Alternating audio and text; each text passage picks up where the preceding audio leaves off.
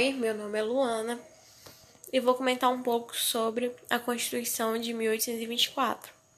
A Constituição de 1824 foi criada a partir de um projeto de Dom Pedro I e aplicada após a dissolução da Assembleia Constituinte em 1823. Ela foi uma consequência direta de disputas entre interesses políticos que cercavam o Brasil após sua independência. Independência essa que ocorreu em 7 de setembro de 1822.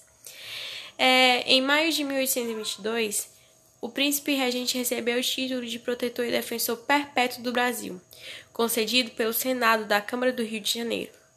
E em 3 de julho desse mesmo ano, expediu um decreto convocando uma Assembleia Constituinte. Não estava claro quais eram suas reais atribuições, pois em Portugal estava em andamento nas cortes a redação de uma nova Constituição, que serviria para todo o Império, incluindo obviamente o Brasil. A primeira reunião ocorreu em 3 de maio de 1823.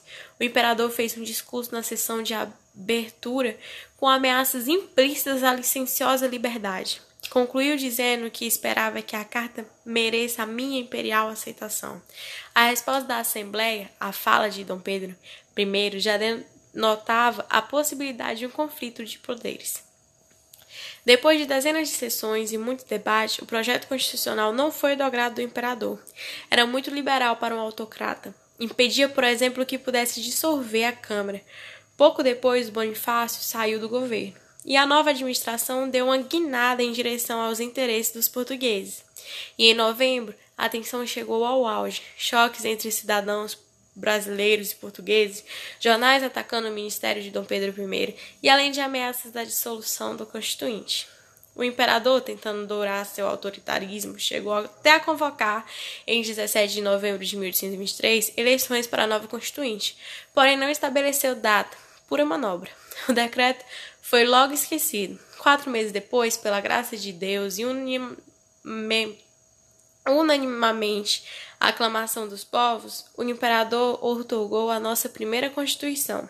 Fingindo humildade, logo na apresentação dizia que enviou o projeto às câmaras aguardando sugestões que evidentemente não ocorreram, nem seriam aceitas. Tudo fez, como escreveu, para a felicidade política do povo brasileiro.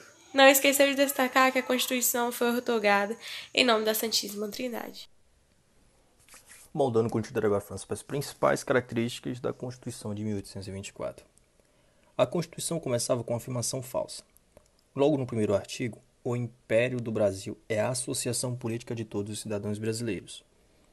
Todos para o imperador eram uma ínfima minoria, ou seja, sem importância, de pouco ou nenhum valor.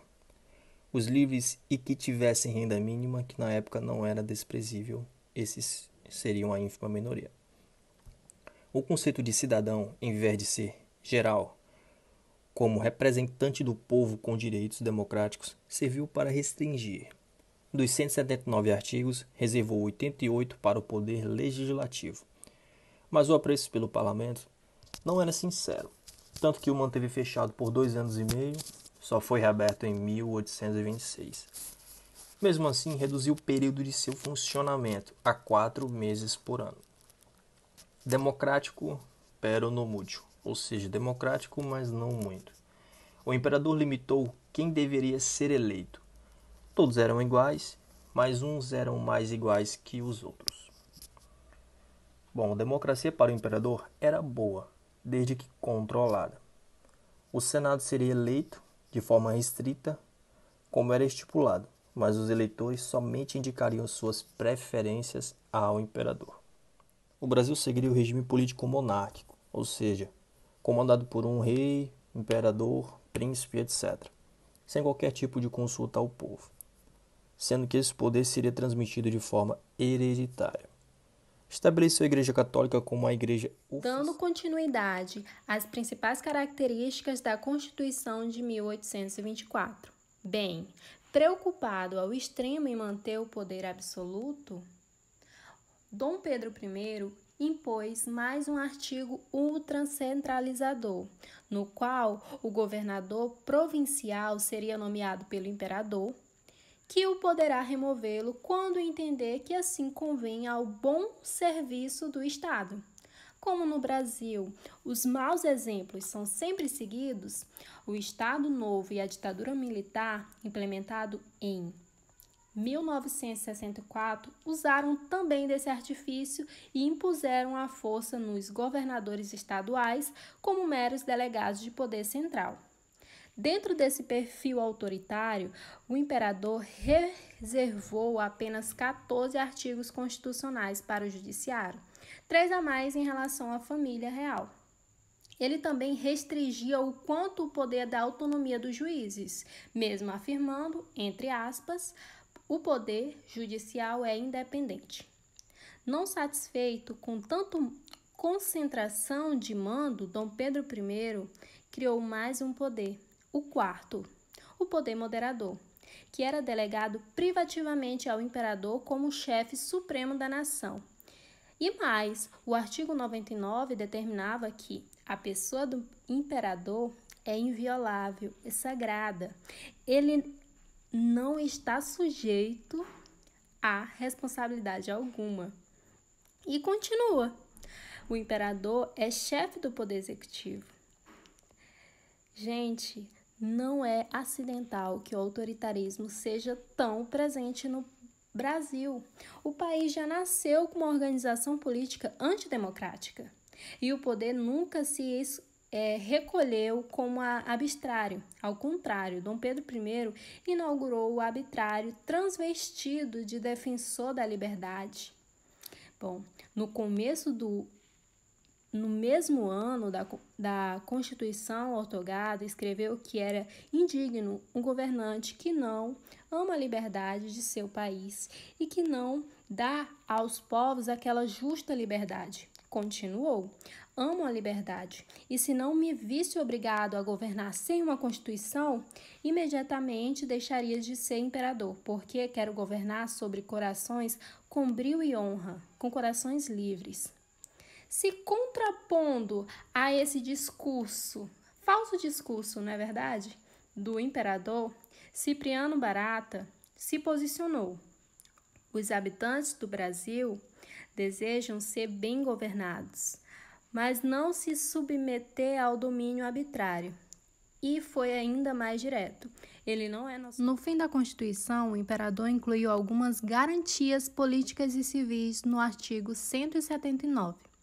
Mesmo perseguindo, ameaçando e prendendo jornalistas que criticavam seus atos, a carta fala que todos podem comunicar os seus por palavras, escritos e pela imprensa, sem dependência de censura. Gente, vale lembrar que nesse período a imprensa teve um papel crucial e fundamental. Só que a Constituição lhes garantia um direito que eles não possuíam.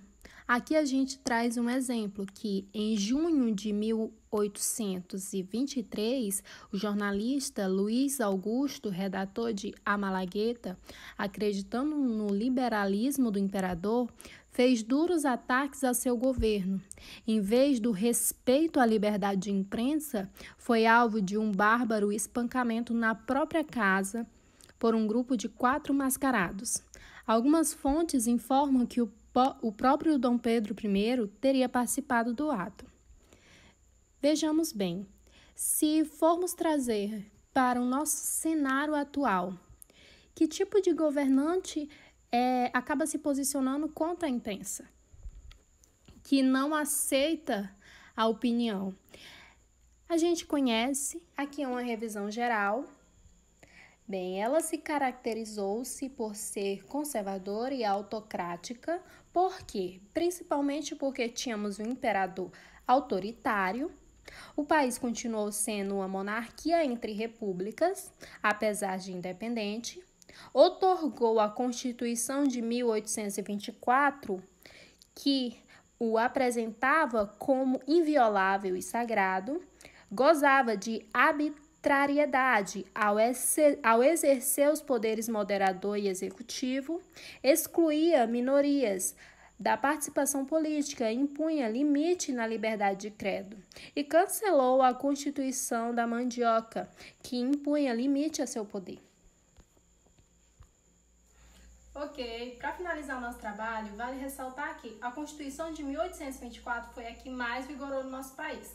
Não foi pela qualidade, pode ter certeza, mas pelo período imperial que existia na época. Eu espero que o grupo tenha conseguido transmitir a intenção, que era apresentar como ela se formou e as suas principais características. Desde já, eu espero que vocês tenham ótimos estudos. Obrigada pela atenção!